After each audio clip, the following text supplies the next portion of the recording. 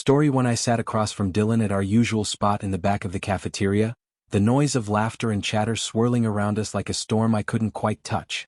It was lunchtime, that sacred hour when the mundane routine of classes gave way to the chaos of teenage life, but for us, it felt more like a prison sentence. My gaze drifted over the sea of faces, each one oblivious to the darkness brewing beneath our surface. I leaned in closer, lowering my voice as if the walls might somehow hear us. "You know, I really can't stand these people," I said, the words dripping with disdain. Dylan nodded, pushing his tray aside, his uneaten food a testament to the weight of our conversation. "Yeah, it's like they don't even see us. We're just invisible." A flicker of anger sparked in his eyes, and I felt a surge of camaraderie. We were bound by our shared resentment, two misfits in a world that chewed up and spat out kids like us. Exactly. They think they're so perfect, so untouchable. But they have no idea what's lurking beneath the surface. I leaned back, crossing my arms as I surveyed the cafeteria. I could see the jocks bragging about their latest conquests, the cheerleaders giggling at some inside joke, and in the corner the goth kids huddled together, their dark attire a stark contrast to the bright colors around them. None of them knew what it felt like to be on the outside looking in, to be the target of whispers and laughter that stung like a slap. What if we showed them? Dylan's voice was barely above a whisper, but it hung in the air like a challenge. I raised an eyebrow, intrigued. "What do you mean?" He leaned forward, his expression serious. "What if we made them see us? What if we made them feel what we feel? They'll never forget it." The intensity in his eyes sent a chill down my spine, but I couldn't deny the thrill of his words. A plan was forming, a twisted, dark idea that made my heart race. I grinned, feeling the excitement bubbling within me. "You're right. They think they're safe. They think they can just ignore us." I felt a rush of power at the thought. But we can change that. We fell into a conspiratorial silence, each of us lost in our thoughts as the noise of the cafeteria faded into the background. The world around us blurred, our focus narrowing to the plan that was beginning to take shape. We talked about gathering weapons, about making a statement that would echo through the halls of Columbine High School. The more we plotted, the more alive I felt, like I was finally seizing control of my life. "Remember that video game we played?" I asked, recalling the dark humor of our online escapades. "We could make a video, a manifesto. Show them how we see the world, how they've treated us." Dylan's eyes lit up and I could see the gears turning in his head. "Yeah, we could record everything. Our reasons, our frustrations. It'll be our message to them." The excitement in his voice was palpable, and I couldn't help but feel a sense of unity in our plan. For once, we were going to be the ones in charge. As we continued to flesh out our ideas, I felt a twinge of unease creeping in, but I quickly pushed it away. This was our chance to be heard, to make a mark on a world that had silenced us for too long. I checked my watch nervously, feeling the weight of time pressing down on me. I knew we were running out of it, that our plans needed to unfold soon. "Let's do this, Dylan," I said, my voice steady despite the turmoil within. "Let's make them remember us." He nodded, a fierce determination in his gaze. We were in this together, two souls bound by our rage, ready to unleash it upon a world that had forgotten us. The days leading up to that fateful moment felt like a slow burn, an electric tension crackling in the air. I could hardly contain the excitement brewing inside me. Dylan, on the other hand, seemed to waver. We were in his basement, surrounded by an arsenal of weapons we had carefully assembled over the weeks. The dim light cast shadows on the walls, making the space feel even more claustrophobic. I could sense his unease as he paced back and forth, his hands shoved deep into his pockets. "Are you sure we should go through with this, Eric?" Dylan asked, his voice barely above a whisper. "I mean, what if it doesn't go the way we planned?" I turned to face him, my heart pounding with a mix of adrenaline and impatience. "What do you mean, what if? This is our chance to show everyone what we're made of. We can't keep letting them walk all over us. We'll finally get the respect we deserve." He stopped, looking at me with those deep brown eyes that were clouded with doubt. "But at what cost? People could get hurt, Eric. Innocent people." "Innocent?" I scoffed, stepping closer to him. "Those people have no idea what we've been through. They laugh at us, they ignore us. They think we're nothing. This is our moment to prove them wrong, Dylan. We'll be legends." Dylan hesitated, biting his lip as he considered my words. I could see the conflict churning in his mind, but I wasn't about to let him back out now. I had worked too hard to bring him to this point. Think about it. When they talk about us, they won't just remember our names. They'll remember our message. We'll be the ones who finally made them listen. He took a deep breath, his shoulders slumping slightly as if he was surrendering to an invisible weight. I just don't know if I can do it, Eric. What if we regret it? What if, regret? I interrupted, feeling my temper flare. Do you want to go back to being the nobody? The kid everyone shoves into lockers? Think about how they'll look at us after this. We won't be invisible anymore. As I spoke, I could feel the fire inside me growing stronger. I had rehearsed this moment in my mind countless times, crafting the perfect arguments to pull Dylan back to my side. I needed him, we needed to be a team. We're not just doing this for us, Dylan. We're doing it for everyone who's ever been pushed around. This is bigger than us. He paused, and I could see his resolve beginning to waver. But what if we get caught? They won't catch us, I said confidently, a smirk creeping onto my lips. We've planned everything. We've accounted for every detail. This is our destiny, Dylan. We're not just going to make a statement, we're going to rewrite the narrative. I could see him starting to buy into my vision, the glint of excitement flickering in his eyes. Yeah, I guess you're right. We can't let them win. Exactly, I said, clapping a hand on his shoulder. Now let's get everything ready. We need to load the duffel bag. It's time to gear up. As we moved around the basement, gathering weapons and supplies, a rush of adrenaline coursed through me. I felt invincible, like a storm building just before it unleashed its fury. Dylan's earlier doubts seemed to fade, replaced by a shared sense of purpose. I knew he was still scared, but I was right there with him, and together we would show them. We worked in silence for a moment, the weight of our choices hanging heavy in the air. I could sense the shift in Dylan. He was no longer the hesitant boy I had convinced to join me. He was becoming something more, a partner in this twisted journey. Are you ready?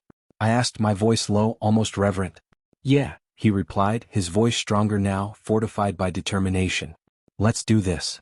As we stood in front of the school, the adrenaline pulsed through my veins, making my heart race. I glanced at Dylan, who was loading the last of our weapons into the duffel bag. The school loomed ahead, a place of both memories and nightmares. This was it, our moment. The morning of April 20th, 1999, dawned with an unsettling calm, the kind that feels like a thin veil over an impending storm. As I walked through the familiar halls of Columbine High School, the usual chatter and laughter surrounded me, a stark contrast to the churning turmoil inside my mind. My heart raced, not from excitement, but from the weight of what was about to unfold. I glanced at Dylan beside me. His face was pale, eyes darting nervously, but I knew I had to keep him focused. Just act normal, I whispered, my voice barely above a murmur. No one suspects anything. Yeah, right, Dylan replied, forcing a chuckle that came out hollow. Normal, like we're not carrying a couple of guns in our bags. I could feel the tension radiating from him, like static electricity before a storm. Come on, man. We've come too far to turn back now. My words were meant to reassure him, but inside I felt a flicker of doubt. What if this was all a mistake? I quickly pushed that thought away. Doubt was for the weak, and we were anything but weak. As we made our way toward the cafeteria, I noticed a classmate, Rachel, chatting animatedly with her friends. She spotted us and waved, a bright smile lighting up her face. Hey Eric, Dylan. You guys coming to the pep rally later? I hesitated for a moment, caught off guard by her warmth. Yeah, maybe, I replied, forcing a smile. We'll see. Cool. You should. It'll be fun, she said before turning back to her friends, laughter spilling from her like sunshine. I felt a pang of something. Was it guilt? Perhaps. It was a fleeting moment of connection, a reminder of the world outside our plans, a world that was blissfully unaware of the darkness we were about to unleash. Let's keep moving, I urged Dylan, who seemed transfixed by Rachel's laughter. We don't have time to waste. As we reached the cafeteria doors, I felt a rush of adrenaline. This was it, the moment we had been planning for months. I took a deep breath, steadying myself. You ready? I asked, my voice firm but low. Dylan swallowed hard, his eyes wide with a mixture of fear and anticipation. I guess so. But, what if? No what ifs, I interrupted, cutting him off. We're doing this. It's now or never. He nodded slowly, and for a split second, I saw a flicker of resolve in his eyes. I placed my hand on the cold metal handle of the cafeteria door. The noise from within was a chaotic blend of voices, laughter, and the clattering of trays. I could almost taste the innocence that lingered in the air, a stark contrast to the darkness we were about to introduce. This is it, I whispered to Dylan, feeling the weight of those words as they hung between us. I pushed the door open, and the familiar sight of students enjoying their lunch met us. The scene was so mundane, so ordinary, and it made my heart race even faster. I felt invincible and terrified at the same time. As we stepped into the cafeteria, A wave of chatter washed over us, momentarily drowning out my thoughts. I spotted a group of my classmates sitting at a table, oblivious to the storm brewing just behind their laughter. I could see their lives unfolding in front of me, untouched by the chaos we were about to unleash. "Eric," one of them called out, "come join us." I felt a flicker of something akin to nostalgia. Those days of carefree laughter felt worlds away from the darkness that enveloped me now. But I had a mission, a statement to make. I turned to Dylan, who looked like he was about to be sick. "Focus," I said, my voice low and steady. "Remember why we're here." He nodded, and I could see the determination beginning to settle in his eyes. We moved deeper into the cafeteria, the noise fading into a dull roar as I felt the weight of our reality pressing down on us. I had to remind myself that this was our moment, a chance to be seen, to be heard, to make everyone understand the pain we felt. As I stood there, weapons hidden beneath layers of fabric, I felt a sense of purpose wash over me. This was our time, and I was ready to make it count. The cafeteria exploded into chaos the moment we stepped inside. The air was thick with the scent of uneaten lunches, and the sunlight streamed through the large windows, creating an almost surreal backdrop to the horror we were about to unleash. My heart raced with a mix of fear and exhilaration as I glanced at Dylan, who mirrored my unease. "Are you ready?" I whispered, my voice barely carrying over the sound of laughter and chatter. Dylan nodded, his eyes wide, but I could see the flicker of doubt swimming in his gaze. "I don't know, man. This feels wrong." "Shut up," I hissed, feeling irritation bubble up inside me. "This is our moment. Remember everything they did to us? All the times we were pushed aside, humiliated? This is payback." The moment felt electric, charged with an adrenaline that was almost intoxicating. The students had no clue what was about to happen. I could see a few familiar faces, friends, enemies, and those who had never given us a second thought. I took a breath, steadied my hand on the weapon, and moved forward. "Let's show them," I urged just before I pulled the trigger. The deafening sound of gunfire shattered the normalcy of lunchtime. Students screamed, their faces contorting in horror as they scrambled for safety, diving under tables and rushing toward the exits. For a second I felt invincible, my frustration spilling out with each shot. But the exhilaration was quickly overshadowed by the reality of what we were doing. "Dylan, move," I shouted, urging him to keep going, to embrace the chaos. "Eric, they're just kids," he yelled back, his voice tinged with panic. "We can't do this." I turned to him, my heart pounding. "This is the only way they'll understand. We're making a statement." Before he could respond, a teacher, a brave woman whose name I didn't even know, threw herself in front of a group of students. I watched as she shouted for them to run, her voice cutting through the pandemonium. In that brief moment, a flicker of admiration washed over me, quickly overshadowed by rage. Why should she care? She had never cared before. "Get down," I screamed, firing more shots, the deafening noise echoing in my ears. I was aware of the blood on the floor, the panic-stricken faces, and the chaos that unfolded around us. It was surreal, like a scene from a movie, but it was all too real. "Eric, please." Dylan's voice broke through my haze of adrenaline. "This isn't what we wanted. Don't be weak." I shot back, frustration spilling over. "This is what they deserve." As the chaos continued, I noticed a group of students huddled together near the back of the cafeteria. They looked terrified, their eyes wide with fear. For a fleeting moment I felt a pang of something, guilt, maybe, but it was drowned out by the roaring need for revenge. I stepped forward, my weapon raised, adrenaline surging through my veins. "You wanted to be part of something, right? Well, here it is," I shouted, the words tumbling out of my mouth in a rush. "Welcome to our world." Dylan's expression shifted, and I could see the conflict tearing him apart. "Eric, we need to stop. We can't keep doing this." "Why not?" I snapped, my voice dripping with derision. "This is our chance to be remembered. To show them we won't be ignored any longer." But as the reality of our actions sank in, the atmosphere shifted. The adrenaline was still coursing through me, but a dark cloud of despair loomed on the horizon. The sirens wailed in the distance, growing louder, and I felt the walls closing in.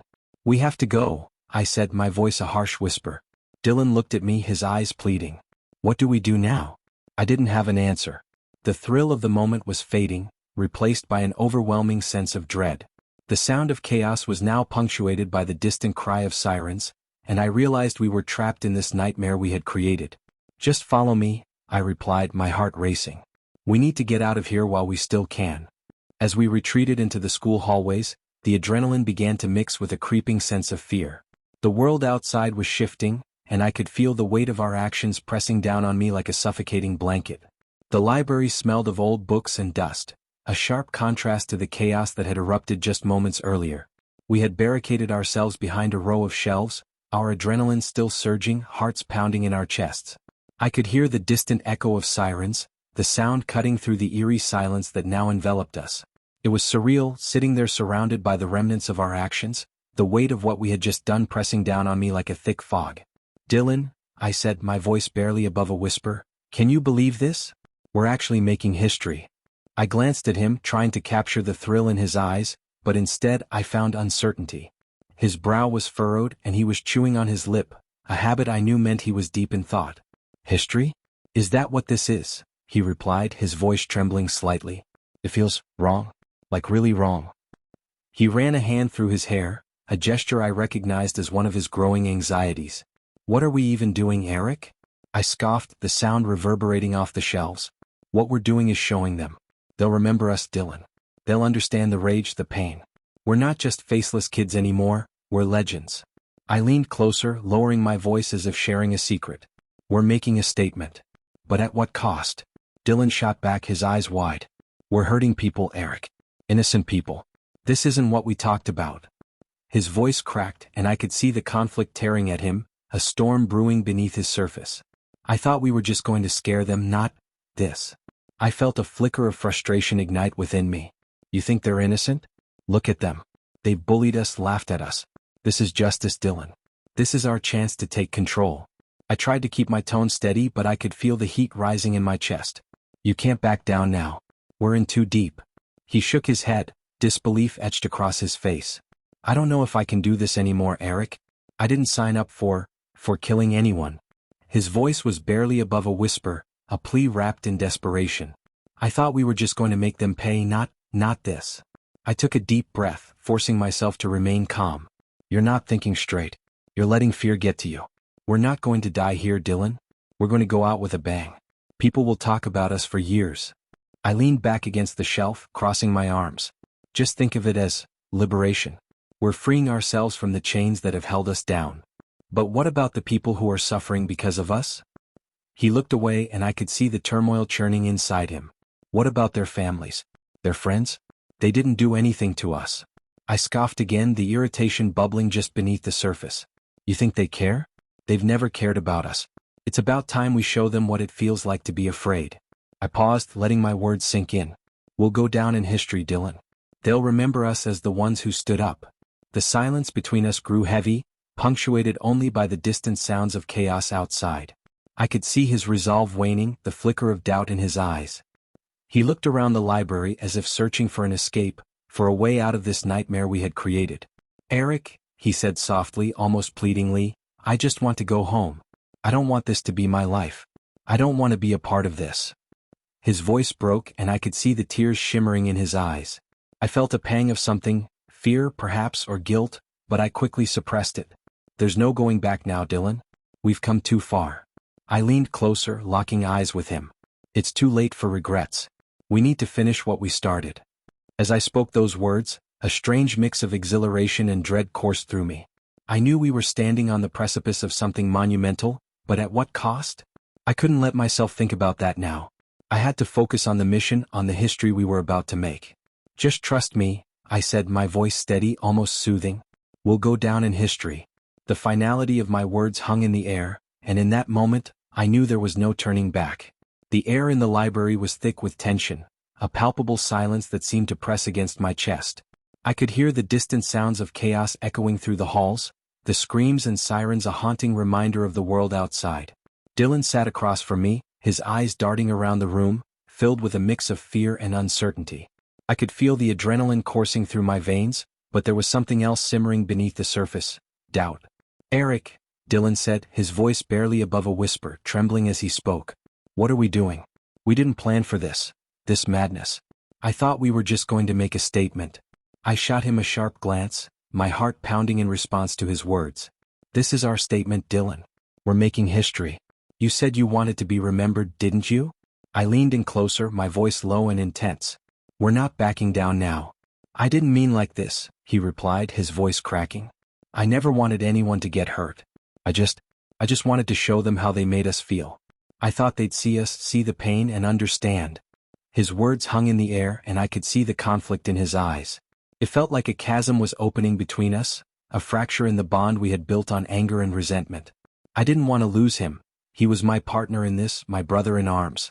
But I also felt the weight of our actions pressing down on me, suffocating and relentless.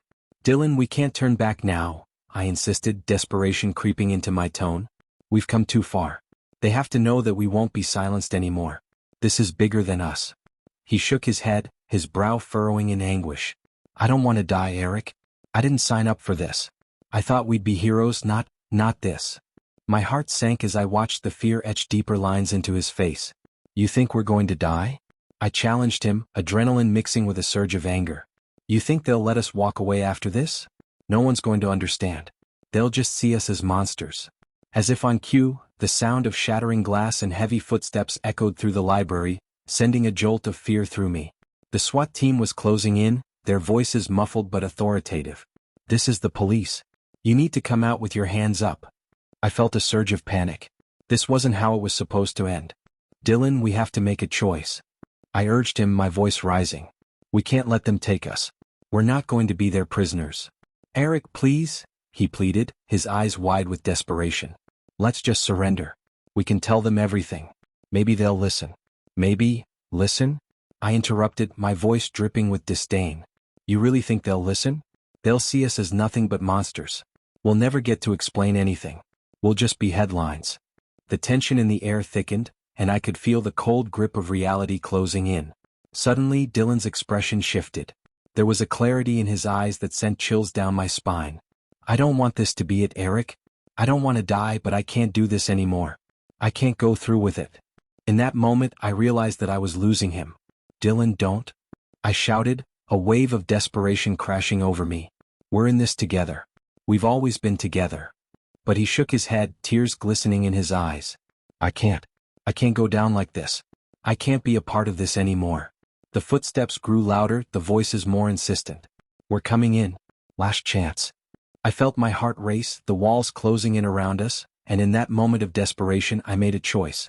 I looked at Dylan and I knew we were standing at the precipice. I guess there's no other way, I whispered, my voice breaking. Eric, please, he started, but it was too late. The world outside faded, and in that instant we both understood what we had to do. We were not going to be taken alive. With a shared glance, we reached for our weapons, the weight of our decisions heavy in the air. Together, I said, my voice barely a whisper. Together, Dylan echoed, and in a heartbeat, we pulled the triggers, leaving behind a silence that would haunt the world forever. Story 2. I leaned against the cold, metal locker, a familiar sense of anticipation coursing through me as I watched the usual chaos of Parker High unfold around me. The hallways were alive with laughter, music blaring from someone's phone, and the unmistakable chatter of students gossiping about everything from weekend plans to the latest viral TikTok challenges. It was a typical day, but there was an unsettling undercurrent I couldn't quite place, a tension that seemed to hang in the air like storm clouds gathering on the horizon. Hey, Kyle. I called out, spotting my best friend making his way through the crowd, his trademark grin lighting up his face. He was like a beacon of positivity in this hectic sea of teenage angst. What's up, man? Jake, he exclaimed, his voice rising above the clamor. You won't believe what happened in chemistry today. Mrs. Harris actually spilled a whole beaker of vinegar. The look on her face was priceless. He laughed, and I couldn't help but join in, the sound of our shared joy momentarily drowning out the noise around us. As we walked together, Kyle's laughter echoed in my ears, a reminder of why everyone loved him so much. He had this incredible ability to make even the most mundane moments feel special. But just as I was about to share my own story about the latest soccer practice, I noticed a shift in the atmosphere. The crowd parted slightly, revealing Ryan Mitchell pacing back and forth at the far end of the hallway. Dude, what's up with Ryan? I asked, my voice lowering as I nudged Kyle. He looks like he's about to explode. Kyle's expression shifted, a hint of concern crossing his face. I don't know. He's been acting weird lately. I heard some kids picked on him again. Yeah, but that's nothing new. He should just ignore them, I replied, trying to brush it off. But deep down I knew it wasn't that simple. Ryan had been the target of bullying for as long as I could remember, a fact that seemed to isolate him further. I turned back to Kyle just in time to see him shrug, his concern now mixed with the weight of helplessness. Maybe we should talk to him? Kyle suggested, his brow furrowing slightly. I mean, we can't just leave him like this. He needs someone. I hesitated, remembering the times I'd tried to reach out to Ryan with little success. You really think that's a good idea? He might just freak out. But Kyle was already walking towards Ryan, his determination palpable. Hey Ryan, he called, his voice cutting through the noise. You good man? Ryan's eyes darted towards us, a mix of apprehension and anger clouding his features. What do you want? He snapped, clutching something tightly in his hand. My heart raced as I caught a glimpse of the glinting metal, a knife. The world seemed to slow as the realization hit me. Kyle, get back. I shouted, but it was too late. Stay out of this. Ryan shouted, his voice trembling with a mix of fear and fury.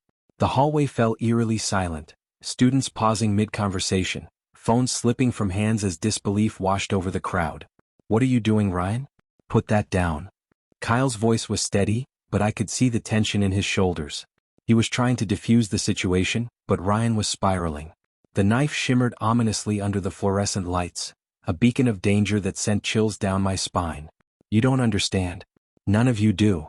Ryan's voice broke, and I saw a flash of desperation in his eyes.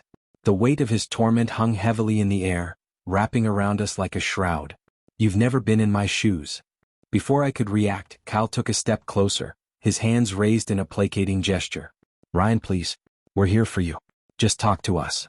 But in that moment something snapped. Ryan lunged forward and time seemed to freeze. The sound of metal slicing through the air was drowned out by the gasps of the crowd. No! I screamed as I witnessed the unthinkable unfold before my eyes. Kyle stumbled backward, a look of shock and pain etched across his face as he collapsed to the ground. The world erupted into chaos, screams and cries echoing down the corridor, and I stood frozen, my heart pounding in my chest, unable to comprehend the horror that had just unfolded. The air was thick with panic, a cacophony of screams and shocked whispers reverberating through the halls of Parker High. I stood frozen near the entrance of the corridor, my heart pounding so hard I thought it might burst from my chest. I had just witnessed something unimaginable, the very fabric of our high school life tearing apart in an instant. Kyle Thompson, my best friend, the life of the party, the guy who could light up any room, lay crumpled on the cold, hard floor, a pool of crimson spreading beneath him. The metallic scent of blood mixed with the stale smell of sweat and fear that hung in the air, making my stomach churn. I could hardly process what had just happened. It felt like a scene from a horror movie, too surreal to be real. Somebody get help. I shouted, my voice barely breaking through the chaos. My hands trembled as I pulled out my phone, and I cursed under my breath, knowing that I should be calling 911 instead of filming this nightmare. But it was as if my body was in shock, caught between the urge to document the moment and the overwhelming need to run to Kyle's side. Jake, what the hell happened?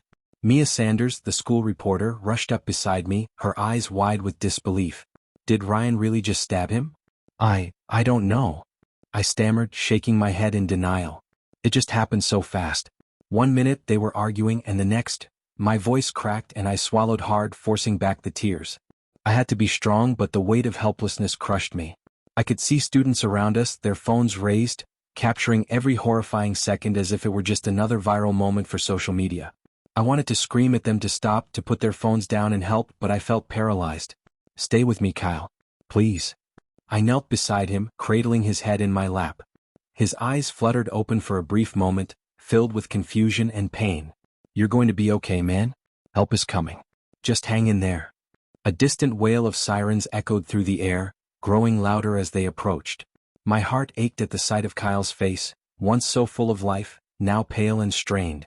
I could feel the warmth of his blood seeping into my jeans, and I wanted nothing more than to take his pain away, to rewind time and prevent this tragedy from unfolding. Why? Kyle whispered, his voice barely audible. Why did he do this, Jake? I don't know, Kyle. I don't know. I choked out, my hands shaking as I pressed them against the wound, trying to staunch the bleeding. Just hold on. You're going to be fine. You've got so much ahead of you. We've got plans, remember? The summer trip? The concert? But the light in his eyes dimmed, and I felt a cold wave of despair wash over me. The sirens were closer now, blaring through the chaos, but they felt so far away. I could see Ryan's figure darting down the hallway, his face twisted in a mix of fear and anger, and a part of me wanted to chase after him, to make him pay for what he had done. But I couldn't leave Kyle. I wouldn't. Jake. Mia's voice broke through my thoughts, urgent and frantic. We need to get him help. Where the hell are the teachers? I don't know. They should be here by now. I yelled back, desperation clawing at my throat. What if he doesn't make it? What if... Stop. Just stay focused on Kyle. Mia snapped, kneeling beside me, her hands shaking as she reached for her phone. I'm calling for help. Just keep talking to him. I nodded, my eyes locked on Kyle's fading gaze. You're strong, Kyle. You've always been. Just hold on. Help is coming. As the sirens finally drew near, drowning out the chaos around us, I felt the weight of the world pressing down on my shoulders. The laughter and light of Parker High had been snuffed out in an instant, leaving behind a silence that screamed of loss and confusion. I couldn't understand how everything had spiraled so quickly. I couldn't fathom how a moment of anger could lead to this horrific end. And all I could do was hold Kyle tight, hoping against hope that he would fight to stay with us, that the vibrant friend I knew would somehow come back to life. But deep down I feared the worst. The air in Parker High felt thick and heavy, a suffocating reminder of the chaos that had erupted just hours before. I stood outside the school, my mind racing with a whirlwind of emotions. Guilt, anger, confusion, each feeling crashed against the other, leaving me battered and unsure of how to process what had happened. Kyle was gone and all I could think about was how I had failed him. Jake. Mia's voice pierced through my haze, pulling me back to reality. She approached me, her notebook clutched tightly against her chest, her expression a mix of concern and determination. I need to talk to you. What's there to say, Mia? I snapped, feeling the heat of frustration rise within me. What could possibly make this any better? She took a step closer, her eyes searching mine. I know this is hard, but we need to understand what happened. You were there. You saw everything. I ran my hands through my hair, feeling the weight of my grief pressing down on me. I didn't see anything. I didn't even have time to react before he... My voice trailed off, the image of Kyle collapsing flooding my mind again. I clenched my fists, fighting back tears. I should have done something. Mia's expression softened.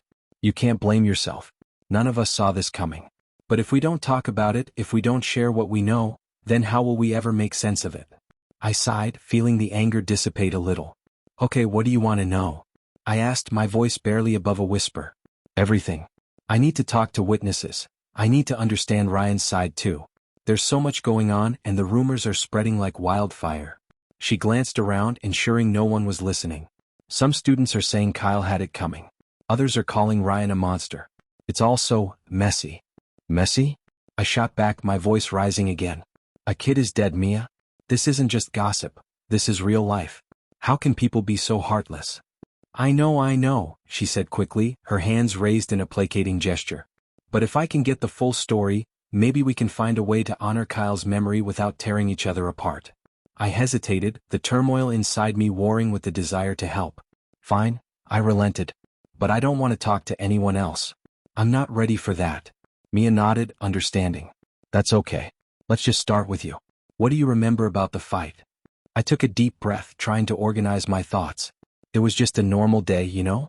Kyle was joking around and then Ryan showed up. He looked, I don't know, like he was about to explode. I thought maybe he'd just yell at Kyle or something. But then they started arguing and I could see the anger in Ryan's eyes. Did he say anything specific? Mia pressed, her pen ready to capture every detail. Not much that made sense. It was like he was just overwhelmed. And then Kyle said something and it felt like a switch flipped. I didn't even see the knife until it was too late. I swallowed hard, the memory clawing at my throat. I thought I could intervene, but it all happened so fast. Mia scribbled in her notebook and I could see the wheels turning in her mind. What about the other students? Did anyone step in? I shook my head, a bitter laugh escaping my lips. No one did a damn thing. Everyone just stood there, recording it on their phones like it was some kind of show. I can't believe I was one of them too, frozen like a statue. Jake, you need to let this go. You did what you could at the moment, Mia reassured me, but I could feel the weight of her words pressing down on my chest.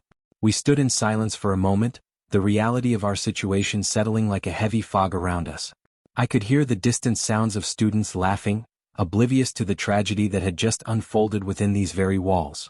Let's get the story out there, Jake, Mia finally said, a spark of determination igniting in her voice. For Kyle. For everyone who's suffering because of this. We can't let his death be in vain.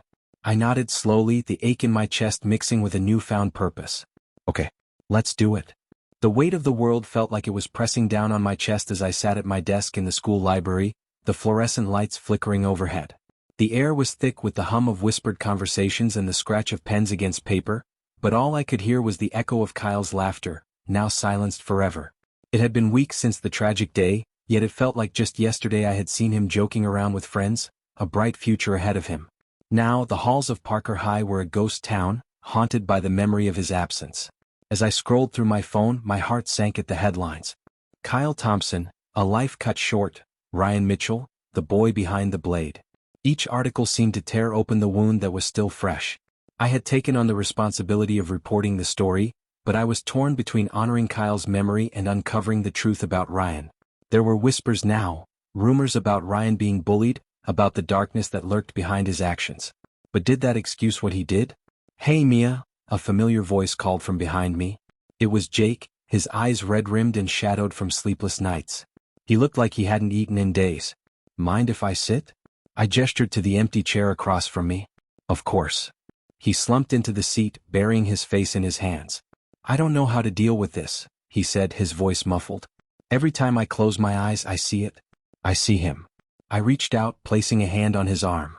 "You're not alone, Jake. We all miss him." "No, it's more than that," he said, lifting his head to meet my gaze. "I keep thinking, what if I had done something? What if I had been there?" "Stop blaming yourself," I urged, though I could hear the tremor in my own voice.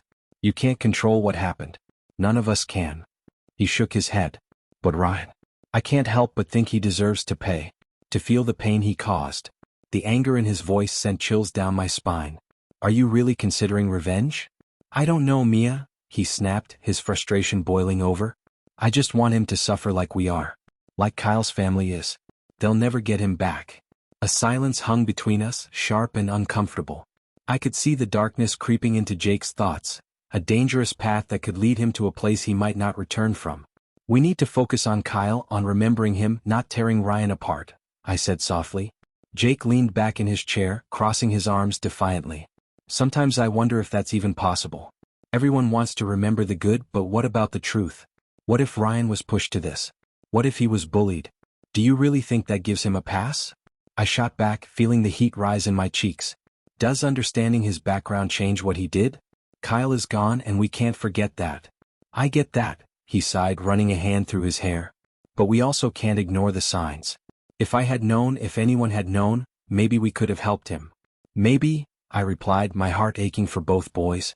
"But we have to be careful how we handle this. There's so much at stake." Jake stared at the table, lost in thought. "What are you going to write, Mia? Are you going to bury the story of Ryan's bullying?" I hesitated, the weight of my responsibility heavy on my shoulders. "I don't know yet. I need to find out more. I have to balance the truth with respect for both families." He looked up, desperation in his eyes. "Just promise me you won't let Kyle's memory fade into the background. He deserves better." "I promise," I whispered, feeling the tears sting my eyes. "I'll do everything I can." As we sat in silence, I couldn't help but think about the divided community outside those library walls. Protests for Kyle's legacy, rallies for mental health awareness for Ryan. It was a storm brewing, a tempest of grief and anger that was only just beginning to unfold. The truth was a double-edged sword, and I was caught in the middle, trying to navigate a path that could either heal or hurt even more. The night was thick with unease as I sat on my bed, the glow of my laptop illuminating the dark corners of my room. I had just hit publish on the article that had consumed my thoughts for days.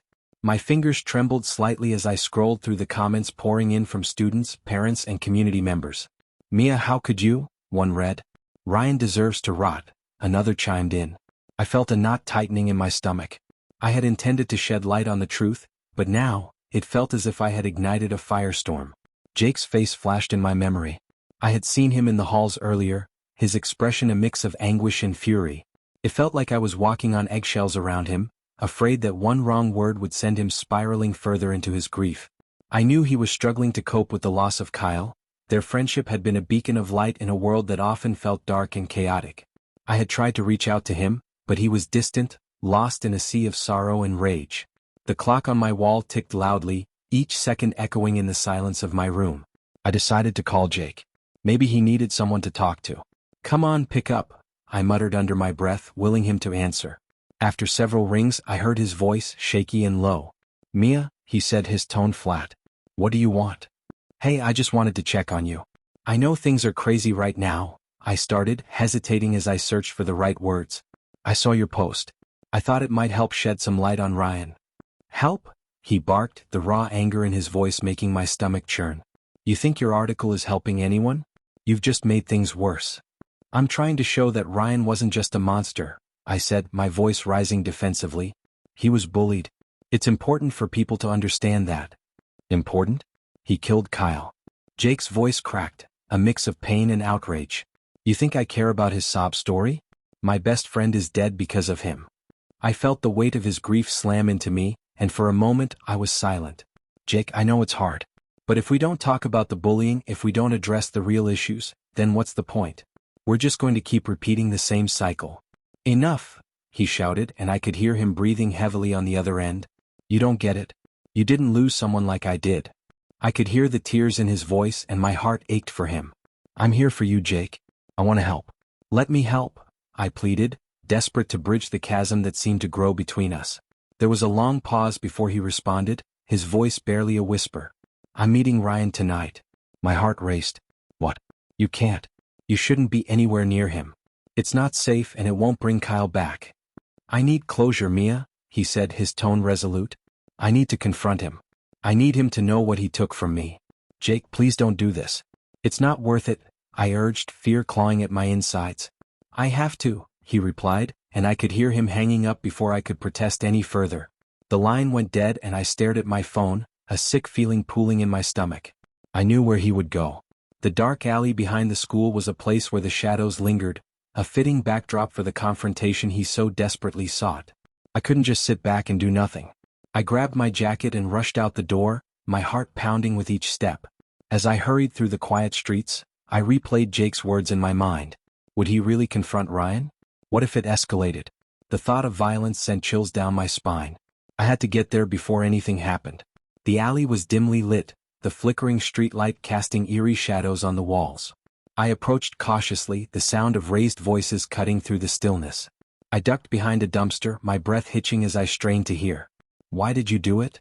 Jake's voice rang out, thick with emotion. "You could have walked away." "I wasn't the monster," Ryan replied, his tone defensive but shaky. "I was pushed to the edge. You don't know what it's like. Stop making excuses." Jake shouted, his voice echoing off the brick walls. "You took everything from me."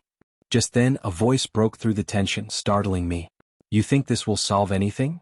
A figure stepped from the shadows and I squinted to see who it was. My heart dropped as I recognized the face, one of the bullies from our school, a ghost from Ryan's past. "Who are you?" Jake demanded, his anger shifting to confusion. "I'm here to make sure you both understand the truth," the bully said, a smirk playing on his lips. "You're not the only one who's been hurt." In that moment, I felt the weight of the chaos that had unfolded, and I knew that the confrontation was only the beginning.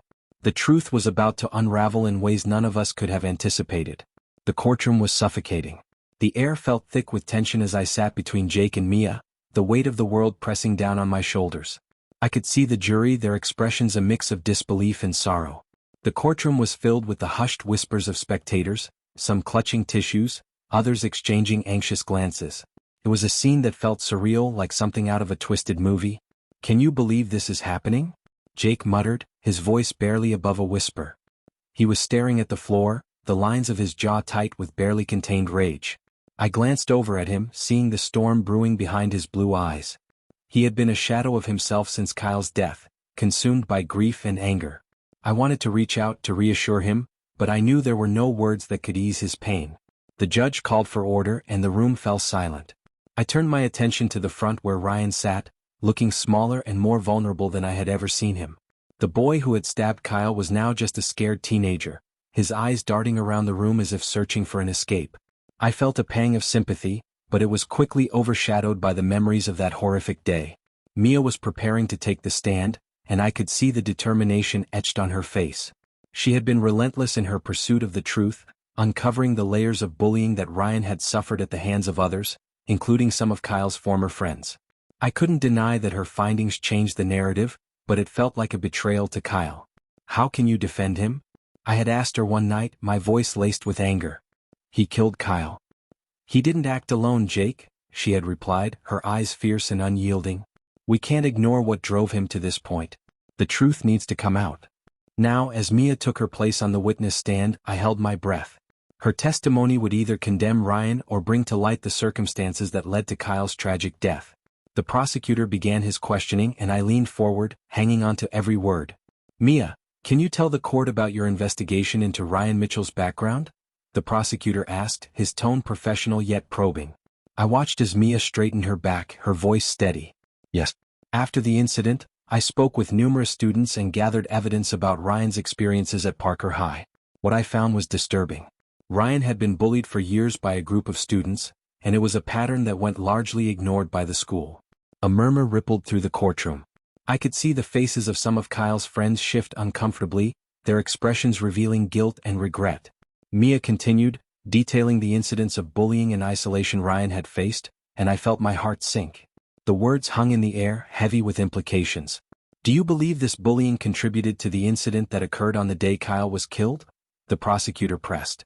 Yes, Mia replied, her voice unwavering. I believe that Ryan was manipulated and pushed to a breaking point. He was not just a perpetrator, he was also a victim. As her words echoed in the chamber, I felt a shift in the atmosphere. The jury was visibly affected, their expressions softening. I glanced at Jake, who was now gripping the edge of the chair, his knuckles white. I wanted to tell him that this wasn't about absolving Ryan, it was about understanding the complexities of a tragedy that had torn our lives apart. When Mia finished her testimony, the defense attorney stood, ready to cross-examine her. Miss Sanders, do you truly believe that Ryan Mitchell is innocent of murder? He asked, his voice dripping with skepticism. I'm not saying he's innocent, Mia shot back, her eyes blazing. But I believe that the environment he was in played a significant role in his actions. We need to address the issues of bullying and mental health in our schools. A heavy silence filled the room as her words settled over us. I could see the jury exchanging looks, and I felt a glimmer of hope mixed with despair. Would they see Ryan not just as a criminal but as a product of a broken system? After what felt like an eternity, the trial adjourned for the day. As we filed out of the courtroom, I caught up with Mia. You did well, I said, though my voice trembled with uncertainty. But what if they don't see it that way? Her gaze met mine, fierce yet compassionate. We can't control how they'll respond, Jake. But we can control our response to this tragedy. We must honor Kyle by advocating for change. I nodded, the weight of her words sinking in. It was a bitter pill to swallow, knowing that vengeance would not bring Kyle back. Perhaps it was time to channel my grief into something more meaningful, something that could prevent another tragedy like this from happening again. But as we stepped into the light outside the courthouse, I couldn't shake the feeling that the fight for justice was far from over. Story 3. Sitting alone in the cafeteria, I felt the weight of the world pressing down on my shoulders. The noise around me was deafening, laughter, chatter, and the clinking of trays, but all I could hear was the thudding of my heart as I stared at my untouched lunch.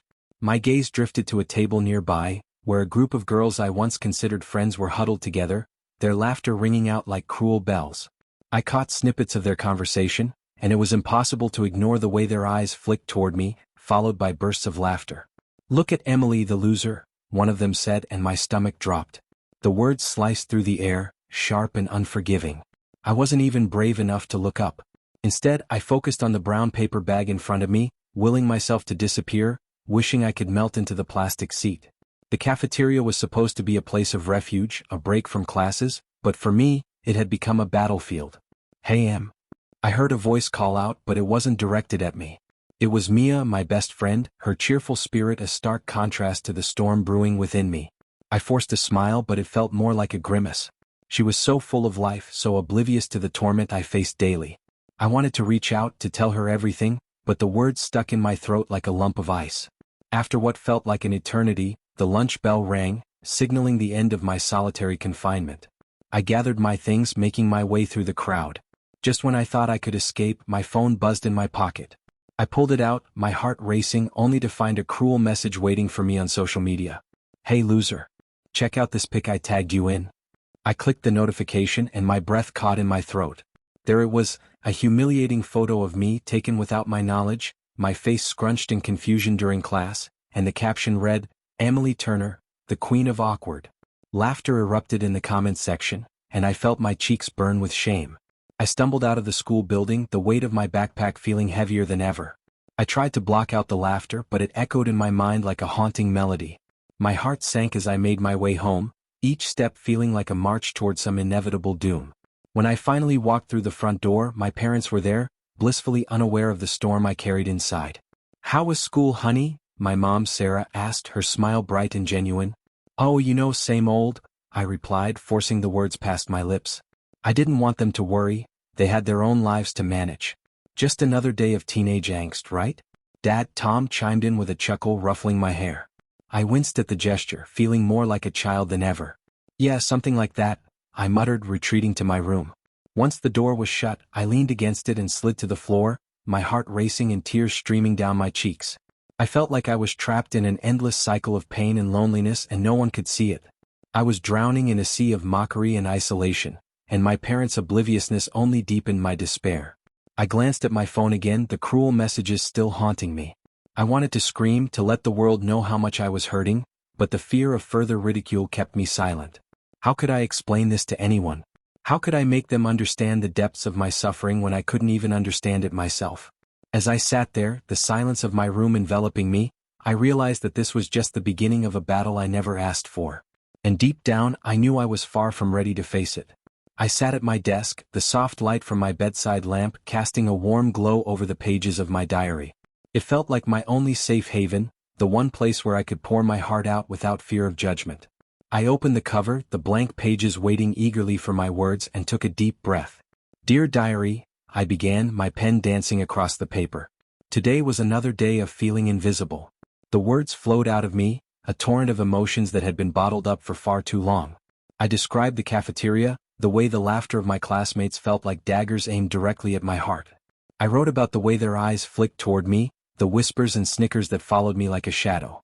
"Sometimes I wish I could just disappear," I confessed, tears blurring my vision.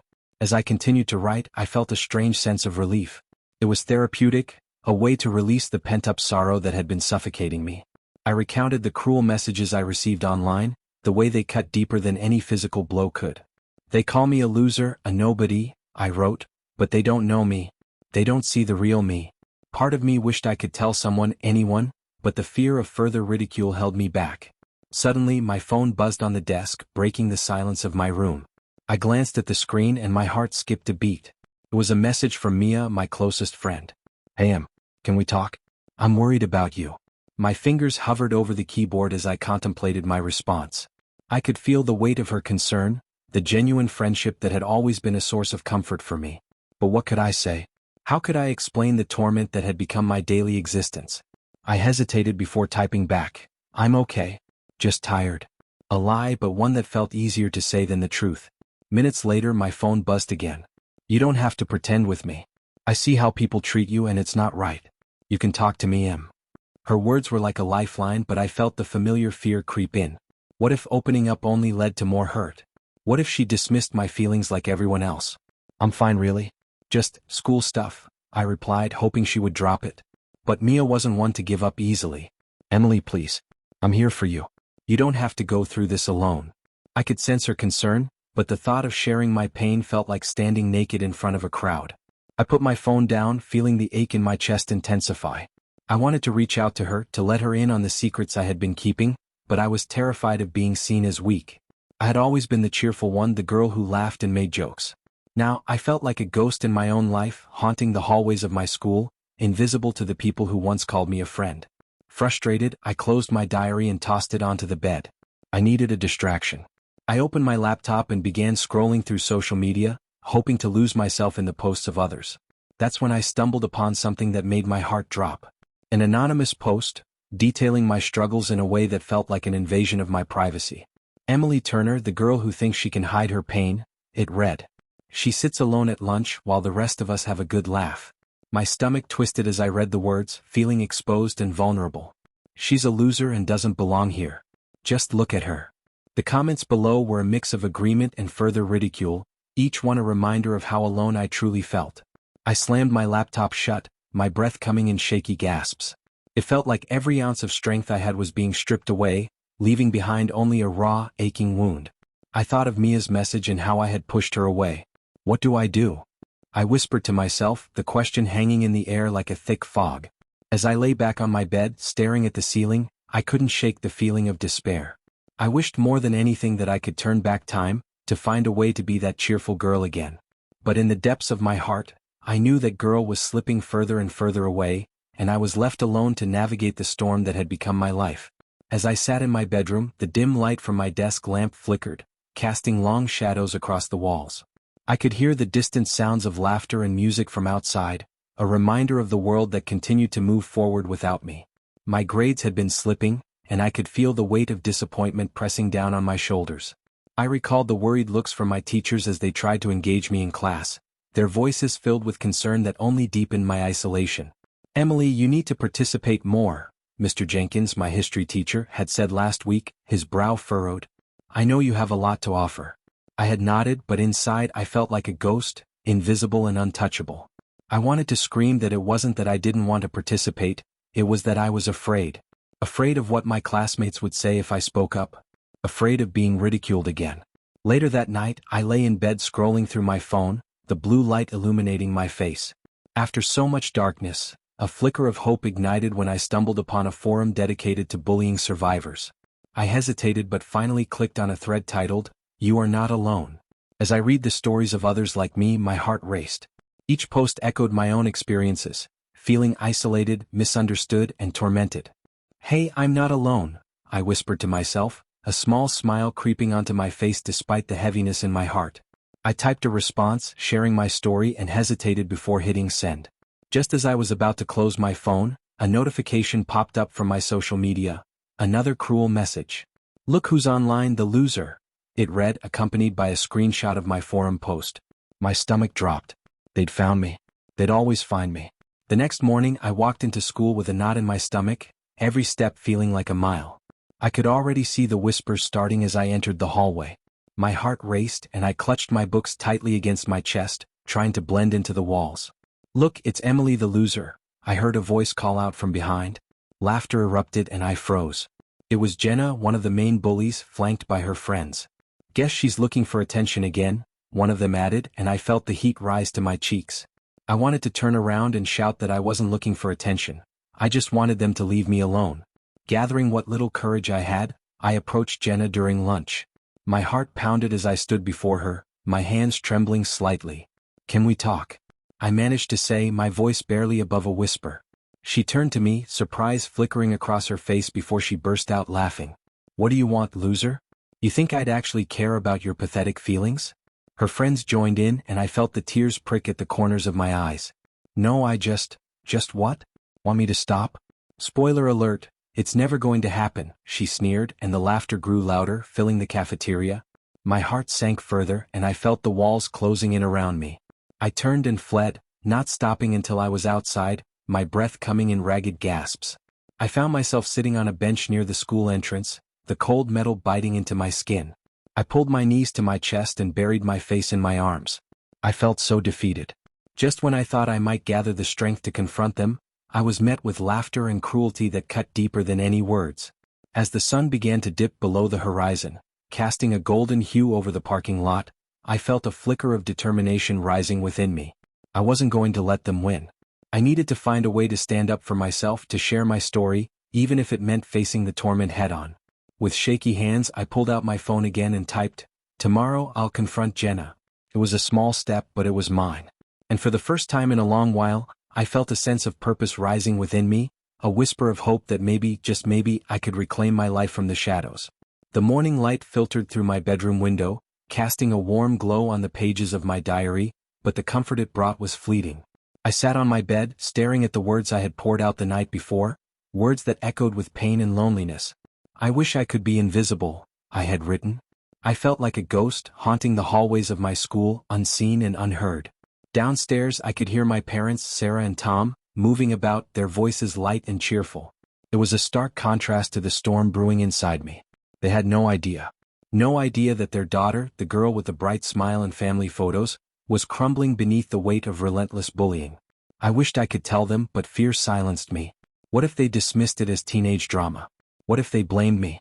With a deep breath, I closed my diary and slipped it under my mattress, as if hiding it could somehow protect me. I didn't want them to find it, not yet. I wasn't ready for that confrontation. I shuffled into the kitchen and my mom looked up, her brow furrowing slightly. "Good morning, Emily. How did you sleep?" she asked, pouring a cup of coffee. "Fine," I replied, forcing a smile that felt like a mask. Tom glanced up from his newspaper, concern flickering in his eyes. "You sure? You've been quiet lately." "I'm just tired," I said, grabbing a piece of toast. I quickly changed the subject. "What's the plan for today?" "Just the usual. Your dad and I have a meeting later, but we'll make time for dinner together, right?" Sarah's tone was hopeful. "Yeah, sure," I said, my stomach twisting at the thought of facing another day of torment at school. The day dragged on, each class a countdown to the next moment of humiliation. I felt invisible and yet so exposed. The whispers in the hall, the giggles behind my back, the pointed fingers, all of it carved deeper into my skin. At lunch, I found my usual spot at the far corner of the cafeteria, trying to become one with the wall. Look who decided to join us." I heard a voice that made my skin crawl. It was Lisa, one of my main tormentors, her laughter ringing like nails on a chalkboard. "Yeah, the loser," another voice chimed in, Brad, her sidekick. I pretended to be engrossed in my phone, but my hands trembled as I scrolled through yet another barrage of hate messages. My heart raced as I clicked on one. "Why don't you just go away, Emily? No one wants you here." I felt the tears prick my eyes, but I blinked them back, unwilling to give them the satisfaction of seeing me cry. Suddenly Mia appeared, her eyes scanning the table. She had been my rock, the one person who seemed to care. "Hey Em, mind if I join you?" she asked, her voice bright, a beacon in my dark world. "Sure," I mumbled, grateful for her presence. "Did you see the latest post about you?" "It's awful," she said, her expression shifting to concern. "I don't want to talk about it," I replied, wishing I could crawl into a hole and disappear. Mia leaned closer, her voice dropping to a whisper. "You need to tell your parents, Em. They need to know what's going on." "I can't," I whispered back, my heart racing in fear. "What if they don't believe me? Or worse, what if they think it's your fault?" Mia's eyes softened, but I could see the frustration brewing behind them. Before I could respond, the bell rang, signaling the end of lunch. I felt a wave of nausea wash over me as we stood up, the reality of the next class looming ahead. The day continued in a blur of whispers and laughter, but it wasn't until I returned home that everything changed. I found my parents in the living room, their faces grave. "Emily, we need to talk," my dad said, his voice low. "What about?" I asked, my heart sinking. Sarah placed my diary on the coffee table and my stomach dropped. "We found this." I felt my face flush with shame and fear, the words I had written suddenly feeling like daggers aimed at my heart. "Please don't read it," I begged, my voice trembling. "Em, we need to understand what you've been going through," Tom said gently, but there was a steely resolve in his eyes. "We want to help you," Sarah added, her voice softening. I stood frozen, the weight of my secrets crashing down on me. "You wouldn't understand," I whispered, but deep down I knew they were right. As they began to read, I could only watch as their expressions shifted from confusion to heartbreak. My world felt like it was crumbling, but maybe, just maybe, this was the beginning of a change. "Emily, we're going to do something about this," Tom said, determination evident in his tone. "Yeah, we'll talk to the school," Sarah added. I nodded, though a part of me was terrified of what that would mean. Would it make things worse? Would I become an even bigger target? But as I lay in bed that night, listening to my parents discuss the plan quietly, a flicker of hope ignited within me. Maybe, just maybe, I wasn't alone in this fight. I sat on my bed, the weight of the world pressing down on my chest. My phone buzzed incessantly beside me, but I didn't have the strength to check it. The last thing I had seen was a flurry of cruel messages, each one more stinging than the last. "Just end it already, loser. No one would miss you." I closed my eyes, wishing I could disappear entirely. But then I remembered Mia. My heart skipped at the thought of her, my one true friend who had stood by me even when the rest of the world turned away. Taking a deep breath, I reached for my phone and hesitated for just a moment before texting her. "Mia, can we talk? I really need your help." A few moments later, my phone lit up with her reply. "Of course. I'm here for you. Where should we meet?" I felt a flicker of hope ignite within me. "Library after school?" "See you there," she answered, and I could almost hear the enthusiasm in her words through the screen. The next day dragged on painfully slow, but the thought of meeting Mia kept me going. When the final bell rang, I practically sprinted to the library, my heart racing with both anxiety and anticipation. As soon as I stepped inside, I spotted her at our usual table, her presence a warm beacon of support amid the cold shadows of my despair. "Mia," I called out, and she looked up, her face lighting up with a smile that momentarily chased away my worries. "Emily, I'm so glad you're here," she said, pulling me into a hug. It felt like home, a brief respite from the storm swirling around me. We settled into our seats and I took a deep breath, steeling myself for what I was about to share. "I need you to help me report the bullying. I can't take it anymore. I want to tell someone who can actually do something about it." Mia's expression turned serious. "Of course. We'll go to the principal together. You're not alone in this." As we spoke, I felt the walls I had built around myself slowly beginning to crumble. "But what if they don't listen?" I asked, the doubt creeping back in. "They have to, Em. This isn't just a phase, it's serious. You deserve to be heard," Mia insisted, her eyes fierce with determination. With Mia by my side, I felt a sense of empowerment that had eluded me for so long. We spent the next hour gathering evidence, screenshots of the messages and photos, accounts from others who had witnessed the bullying. It was exhausting, but with each piece of information we compiled, I felt a small surge of hope. The following day we approached the principal's office, my heart pounding in my chest. As we entered, I felt my stomach twist into knots. The principal, Mr. Thompson, sat behind his desk, his expression unreadable. "What can I do for you girls?" he asked, his voice a mix of curiosity and indifference. Mr. Thompson, I need to report the bullying I've been experiencing," I stammered, my voice barely above a whisper. Mia took a step forward. "And we have evidence," she said firmly, laying the printed screenshots on his desk. "This has been going on for too long and it needs to stop." Mr. Thompson's eyes scanned the documents, and for a brief moment, I thought I saw a flicker of concern. But then he sighed, leaning back in his chair. "I'll look into it, but you know how these things go. We need to be careful about jumping to conclusions." I felt my heart sink, a familiar sense of helplessness washing over me. "But what about the names? The people who are doing this?" I pressed, desperation clawing at my throat. "We'll investigate, but I can't promise immediate action," he replied, his tone dismissive. Mia's frustration was palpable. "This isn't just a schoolyard issue anymore. This is affecting Emily's mental health. You need to take this seriously." As we left his office, I felt the weight of disappointment settle heavily on my shoulders. "Do you think anything will change?" I asked Mia, my voice trembling. "I hope so. We can't give up. We have to keep pushing," she replied, her determination unwavering. The following week, the school held an assembly featuring a guest speaker who shared their own story of overcoming bullying. I sat in the gymnasium, surrounded by my peers, feeling a mix of emotions. The speaker's words resonated deeply within me, igniting a flicker of hope. Maybe things could change. But just as that spark began to grow, my phone buzzed with a new message. I hesitated, dread pooling in my stomach as I opened it. "You think you're special now? Just wait until everybody knows what a pathetic loser you really are." My heart sank, the weight of despair crashing over me once again. No matter how hard I tried to stand tall, the shadows of my tormentors loomed larger than ever. The weight of despair felt insurmountable that fateful day. I sat in my room, the silence amplifying the chaos in my mind. I had always envisioned my 16th birthday as a celebration of life, but instead, it had become a countdown to an ending I never thought I would consider. My heart raced as I penned the last lines of my note, each word a painful acknowledgement of my reality. "Mom, Dad, I'm so sorry," I wrote, tears smudging the ink. "You don't deserve this, but I can't keep fighting. I hope you can understand." I folded the paper carefully, placing it on my desk, a final gift for my parents when they would find me. The memories of laughter, of friends who had turned their backs, flooded my thoughts. I could still hear their taunts echoing in my ears, the cruel nicknames they had given me.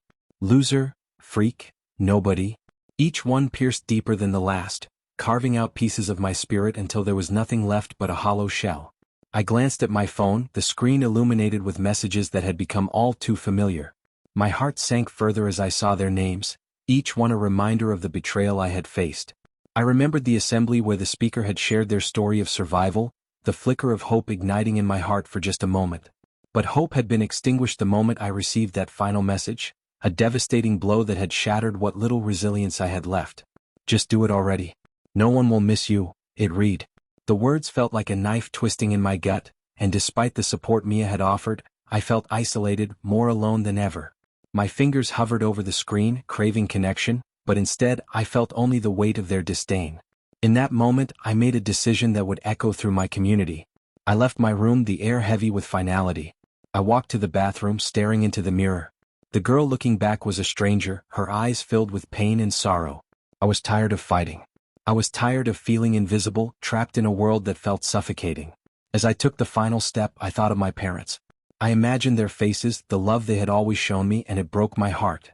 "I'm so sorry," I whispered into the silence, my voice barely audible. I wished desperately that things could have been different. If only I had been able to voice my pain, to share the burden I carried alone. The morning light filtered through the window when my parents finally found me. The horror etched on their faces was something I would never have wished upon them. "Emily," my mom screamed, her voice laced with disbelief and anguish. "No, no, no. This can't be happening." I could almost hear her heart shattering, pieces of it scattered across the room like glass. In the days that followed, the truth began to unravel. My note had sent shockwaves through our community, and as my parents fought to understand why I had felt so trapped, their investigation unearthed the identities of my tormentors. The bullies, names I had dreaded hearing, were revealed, igniting a firestorm of outrage. How could they have taken a life so casually, so cruelly? Mia was left reeling, her world spun upside down upon discovering that one of the bullies was a friend she had trusted. "I can't believe it," she muttered, tears streaming down her face. "How could she do this? How could I not see it?" The betrayal cut deeper than any wound, leaving her grappling with guilt that threatened to consume her. As the community rallied for change, demanding accountability and new anti-bullying policies, I became a haunting reminder of the consequences of cruelty. No longer a ghost in the hallways, I was now a name spoken in hushed tones, a story that would echo through the hearts of those who had known me. The tragedy of my life became a catalyst for change, a painful reminder that words have power, that silence can be deadly. My story, once hidden in the shadows of despair, now illuminated the urgent need for compassion, understanding, and action. And as the truth came to light, the faces behind the bullying were forever marked by the knowledge of what they had lost. A life, a friendship, a chance to make things right. Story 4: The day of the prom had arrived, and as I stood in front of the mirror, I felt a mixture of excitement and anxiety swirling in my stomach. The soft golden light from the setting sun filtered through my bedroom window, casting a warm glow on my sequined dress. It was a shimmering silver, and I had spent hours making sure every detail was perfect. My best friend Lily had insisted that this night would be magical, and I wanted to believe her. "Sarah, come on. We're going to be late." Lily called from downstairs, her voice tinged with impatience. I took one last look at my reflection, adjusting my hair and applying a final touch of lipstick. "All right, I'm coming," I shouted back, grabbing my clutch and heading down the stairs. The house was filled with the scent of my mother's perfume mingling with the aroma of the dinner she had prepared, but all I could think about was the prom. When I reached the living room, I found Lily bouncing on her heels, wearing a stunning emerald green gown. "You look amazing," she exclaimed, her eyes wide with admiration. "Thanks. You too," I replied, feeling a rush of gratitude for the friendship that had seen me through the ups and downs of high school. As we made our way to the venue, the laughter and chatter of our classmates filled the air. The excitement was palpable. Everyone seemed to be lost in their own world of anticipation. I caught sight of Mark leaning against his car, looking dashing in his tuxedo. He flashed me a grin that made my heart flutter. "Ready to make some memories?" he asked, his blue eyes sparkling with mischief. "Definitely," I replied, jumping into his car as Lily slid into the back seat. The drive was filled with music and laughter, and for a moment, I forgot about the weight of the world outside our bubble of excitement. When we arrived at the venue, the school gymnasium had been transformed into a dazzling wonderland. Twinkling lights adorned the walls, and elaborate decorations hung from the ceiling. My breath caught in my throat as I took in the scene.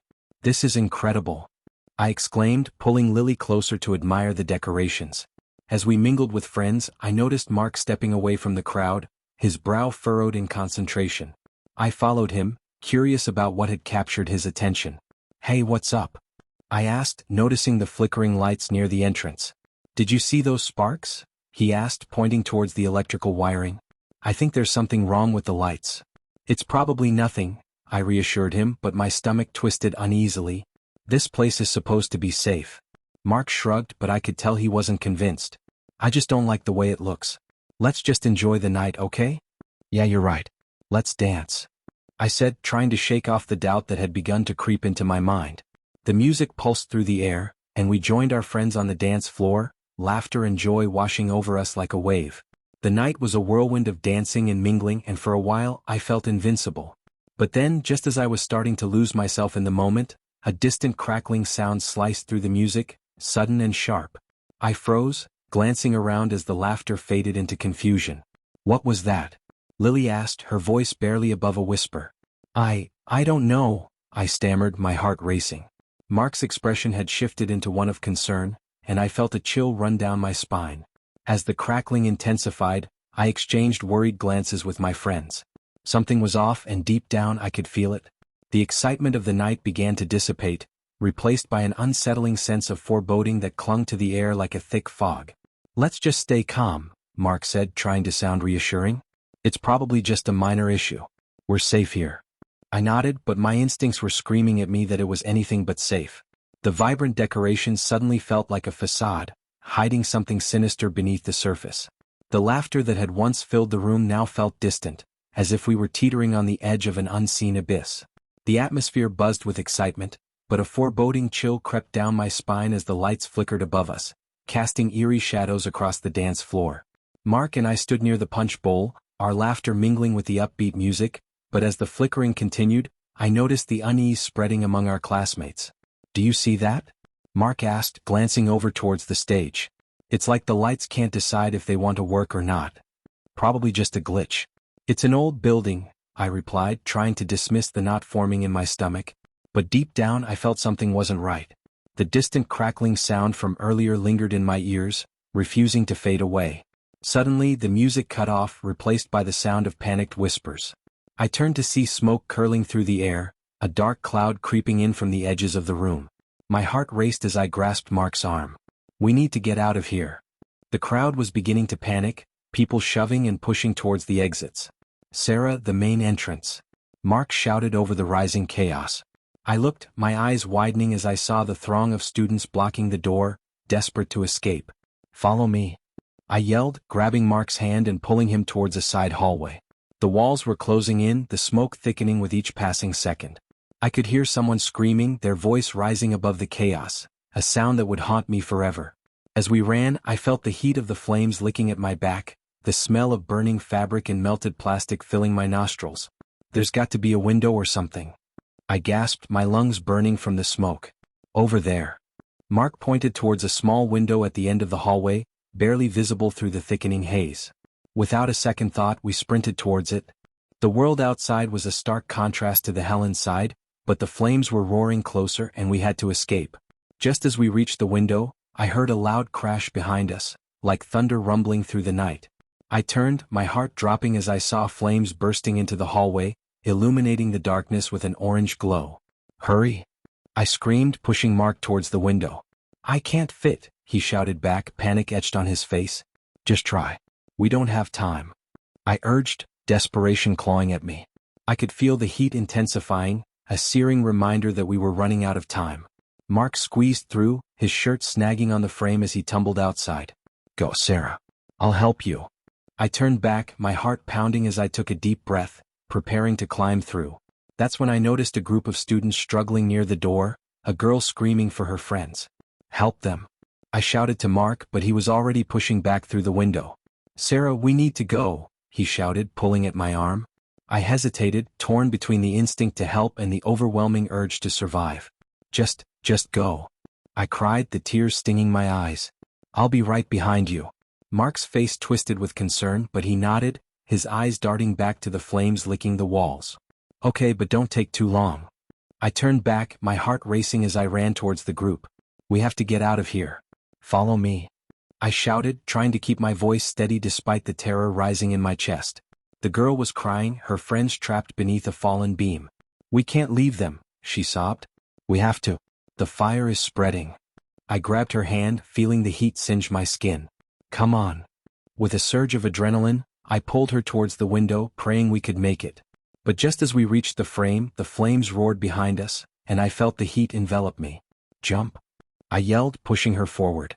She stumbled through, and I followed just as the fire raged closer, swallowing the hallway in a fiery embrace. As I hit the ground outside, gasping for air, I looked back, my heart dropping at the sight of the inferno consuming the venue.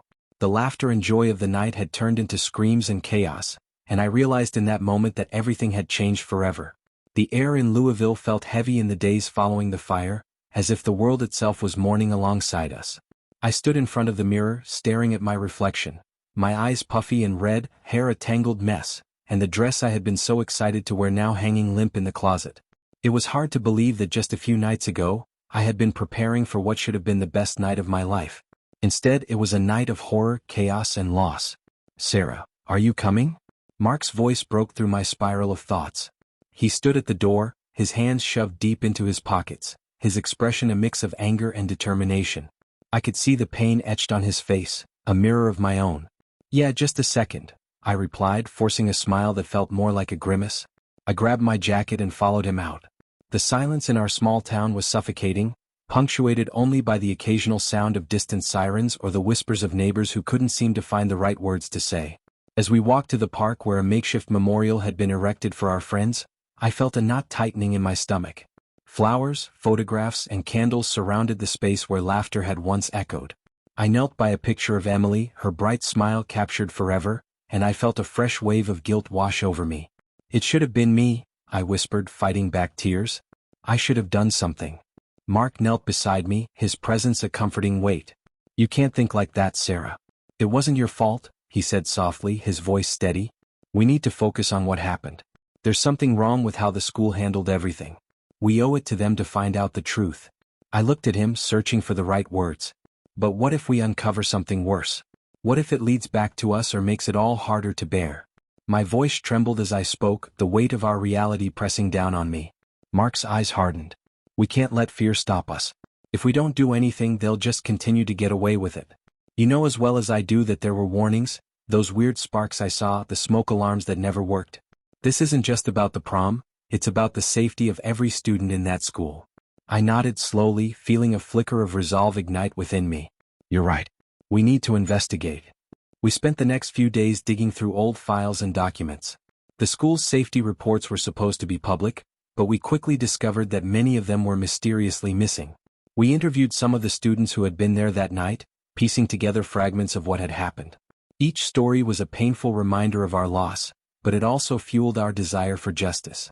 "Can you believe they ignored the fire inspection reports?" Mark exclaimed one afternoon, slamming his fist on the table. "This isn't just negligence, it's criminal." I felt my heart race as I sifted through another stack of papers. "Look at this," I said, pointing to a line in one of the old reports. "It says here that the fire alarms were flagged for maintenance over a year ago. They never followed up." "Then we need to confront them," Mark said, his eyes gleaming with determination. "We can't let them hide behind their lies any longer." "Are we really ready for this?" I asked, doubt creeping into my mind. "What if they retaliate? What if we end up in trouble?" Mark reached across the table and took my hand. "We won't be alone. We have to do this for our friends. They deserve to be heard." I inhaled deeply, the weight of our mission settling over me like a cloak. "You're right. We'll find a way to make them listen."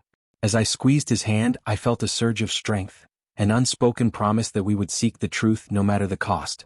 As I sat in my dimly lit room, the weight of the investigation pressed heavily on my chest. Each paper scattered across my desk felt like a piece of a puzzle that I was desperate to solve, but the more I uncovered, the more I felt the walls closing in. The town was still in mourning, but the whispers about the fire echoed louder than ever, especially the whispers that warned me to stop looking for the truth. "Sarah, are you all right?" Mark's voice broke through my thoughts like a lifeline. He stood at my doorway, concern etched across his face. His presence was a balm, but it also reminded me of the shared burden we carried. "Not really," I replied, running my fingers through my hair in frustration. "I received another threat today." "It's getting worse, Mark?" "Did they say who it was?" he asked, stepping into the room, his posture tense. I shook my head. "Just the same anonymous message. Stop digging or you'll regret it." "I don't know who to trust anymore." Mark's jaw clenched, and I could see the anger simmering beneath the surface. "This is exactly why we need to keep going. They're scared, Sarah. They know we're onto something." I nodded, but doubt gnawed at me. What if we're just making things worse? What if we're endangering ourselves and others? "Then we face it together," he said firmly. "We're not alone in this. We can't let what happened go unanswered. Not when there's so much at stake." His determination rekindled a flicker of hope within me. I leaned forward, taking a deep breath. "All right, let's keep digging." We need to find something concrete. Over the next few days, we meticulously combed through the records we gathered from the school.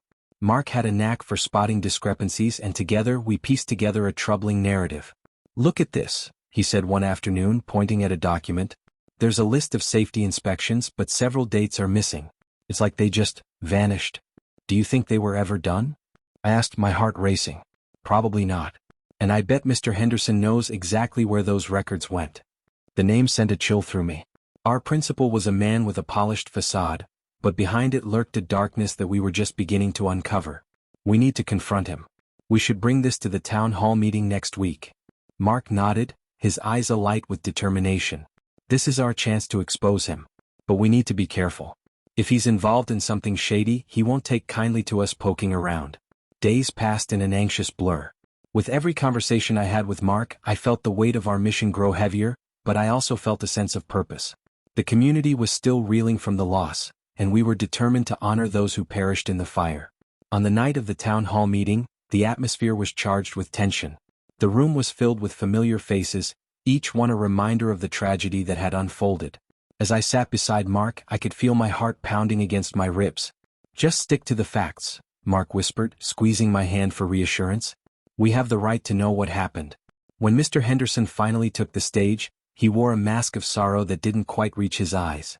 "We are all deeply affected by the tragedy," he began, his voice smooth and practiced. "It is our responsibility to ensure the safety of our students." I exchanged a glance with Mark. The irony of his words was suffocating. After a few other parents spoke, I felt a surge of courage. "Mr. Henderson," I called out, rising to my feet, "can you explain why there are gaps in the safety inspection records?" The room fell silent and all eyes turned to me. I could see Mr. Henderson's expression shift, a flash of annoyance crossing his face. "Those records are confidential," he replied, dismissing me with a wave of his hand. "I assure you that we follow all safety protocols." "Confidential?" Mark interjected, rising beside me. "Or convenient? We've uncovered discrepancies that suggest otherwise." The murmurs in the audience grew louder, and I felt adrenaline coursing through me. This was the moment we had prepared for, the moment we had to seize. As I prepared to speak again, a familiar feeling of dread washed over me. I knew we were treading on dangerous ground, but we couldn't back down. Not now. Not when the truth was within our grasp. Suddenly the atmosphere shifted as a figure stood up in the back. A parent, their face twisted in grief and anger. "You think we don't know what happened?" they shouted. "You've been lying to us." My breath hitched. This was the moment we had been waiting for, but I could feel the stakes rising. What would happen if we pushed too far? What would Mr. Henderson do next? As I stood at the entrance of the town hall, my heart raced with a mixture of dread and determination.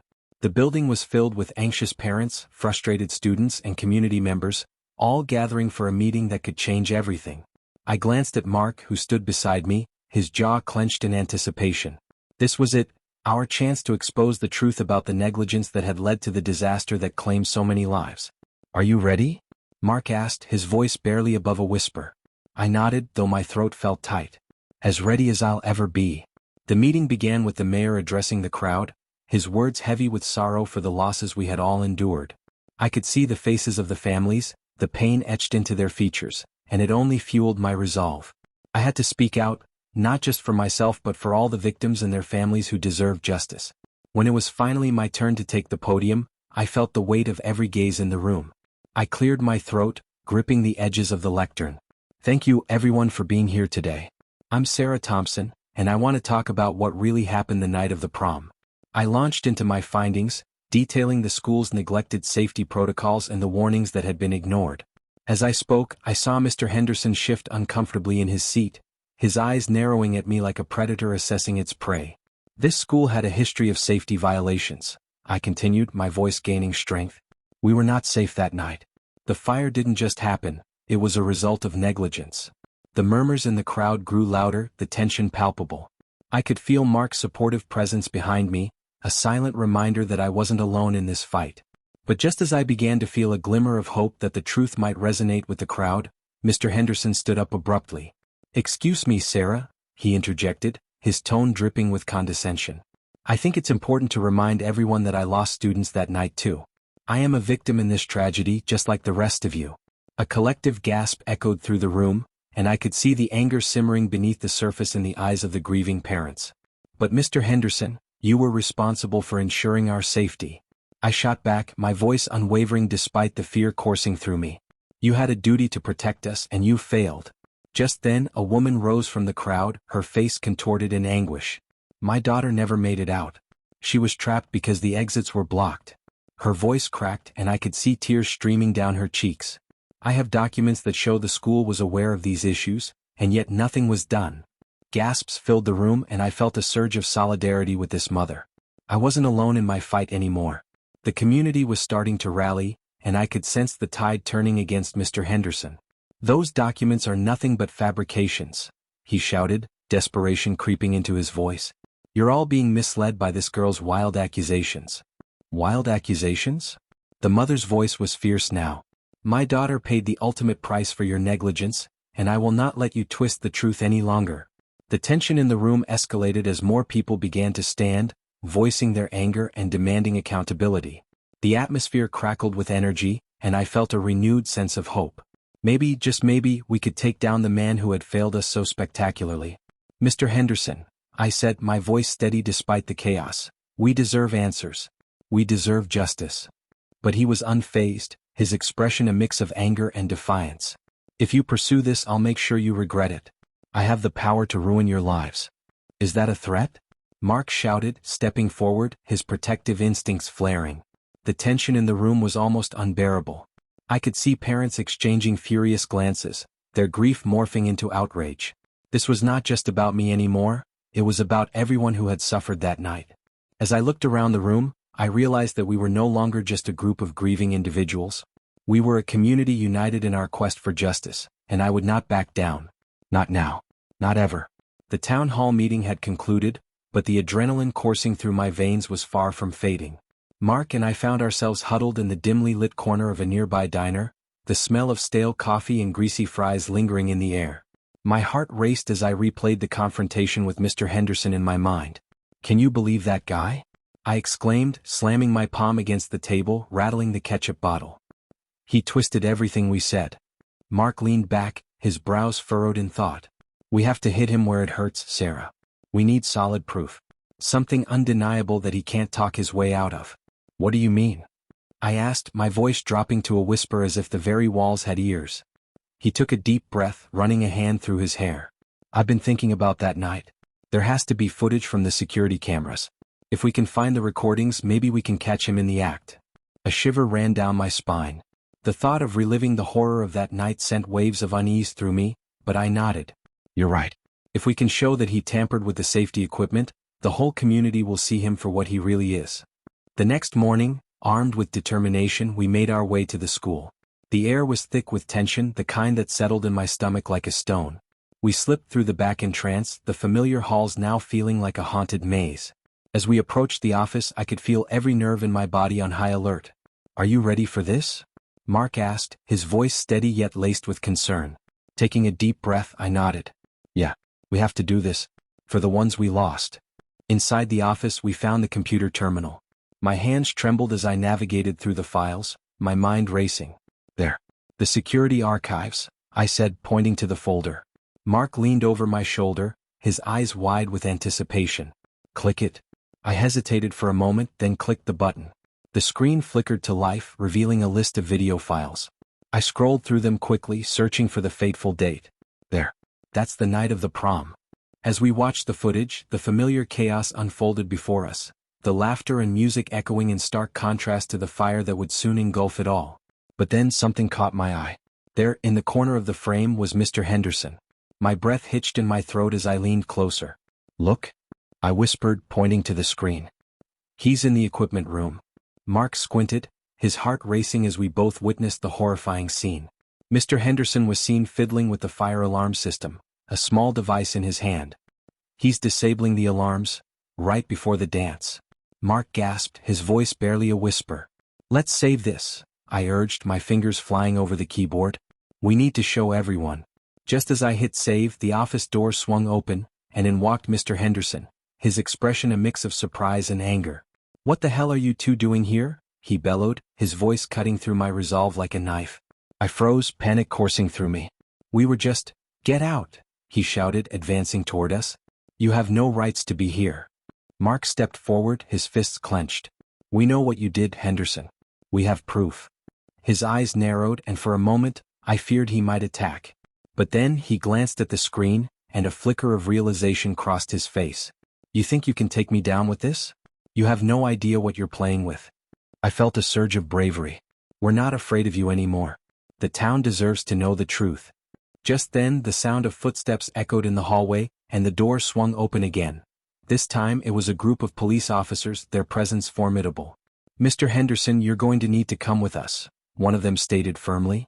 As he was handcuffed, I felt a strange mix of relief and dread. Justice was finally within reach, but as I glanced at the memorial for my friends on the way out, a cold shiver crawled up my spine. A small envelope lay on the ground, its edges charred and crumpled. I picked it up, my heart racing as I opened it.